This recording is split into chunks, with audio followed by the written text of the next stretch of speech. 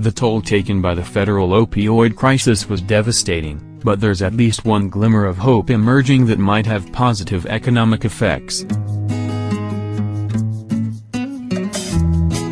Prescriptions for opioids dropped 12% in 2017, believed to be the biggest drop in nearly 25 years, the IQVIA Institute for Human Data Science recently reported.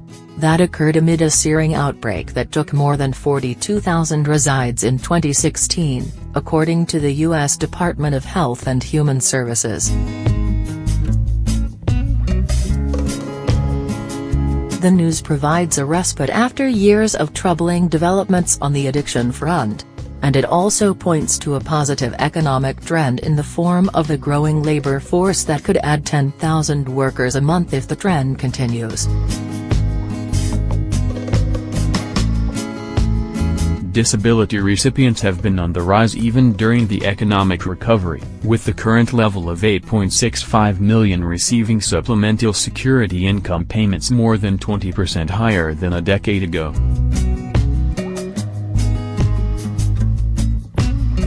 The disability rate, though, has been on the decline for most of the past 3 years, and that means more of those workers can re-enter the workforce.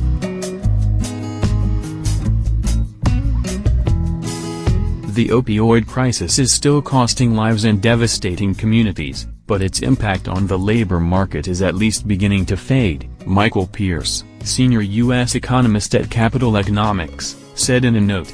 The sharp fall in prescription rates last year suggests that the recent decline in disability, and the related rebound in labor force participation, has further to run.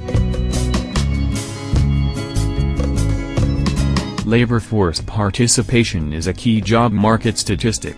Its continued decline over the past several decades represents both an aging work pool and a rise in people who have given up on looking for jobs. The rate was 62.9% in March, a sharp decline from the 66.1% level in March 2008. The rate hit its recovery low of 62.3% hit in September 2015, which marked the worst since September 1977. The low LFP rate has provided an artificial tonic for the headline unemployment rate, which doesn't count discouraged workers or those at part-time jobs for economic reasons. That jobless rate is currently 4.1%, but a more encompassing measure that includes the aforementioned groups is at 8%. Pierce estimates that if the decline in opiate prescriptions persists, it will add 0.1 percentage points to the participation each in each of the next 2 years. That may not sound like a lot, but it would be the equivalent of adding 10,000 people to the labor force each month, a significant boost in an economy where the labor force is otherwise expanding by around 100,000 or so per month, he wrote. And it represents a big turnaround from the situation just a few years ago when rising disability was a drag on potential economic growth.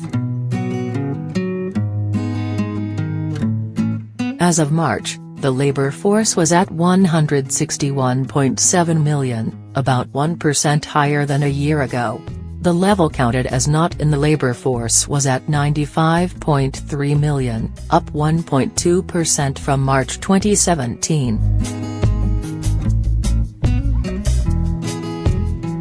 Rising opiate use plays a significant role in the high disability rate as well as the continuing low LFP rate, Pierce added. With the share of discouraged workers now back in line with its pre-crisis average, future gains in labor force participation will be increasingly dependent on that reversal in disability rates being sustained, he said.